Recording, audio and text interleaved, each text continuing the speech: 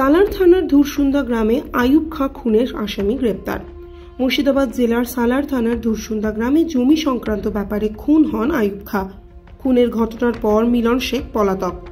আজ মুর্শিদাবাদ বর্ধমান লাগোয়া বর্ডারে গ্রেপ্তার করে মিলন শেখকে। মিলন শেখ কেরালা পালিয়ে যাওয়ার পরিকল্পনা করে, তার আগেই পুলিশের হাতে ধরা পড়ে যায়।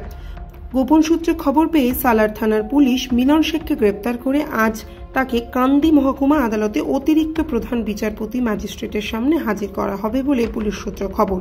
এবং মিলন শেখকে 10 দিনের পুলিশ হেফাজতের আবেদন করবে সালার থানার পুলিশ। মৃত আইয়ুব খাঁয়ের স্ত্রী লক্ষ্মী বিবির অভিযোগে ভারতীয় দণ্ডবিধি BNS 329(4), 103, 351(2) এবং 3(5) ধারায় 5টি মৃত আইয়ুব খাঁয়ের স্ত্রী লক্ষ্মী বিবির অভিযোগে ভারতীয় দণ্ডবিধি অনুযায়ী BNS 329(4), 103, 351(2) এবং 3(5) ধারায় মামলাটি নথিভুক্ত করা হয়েছে।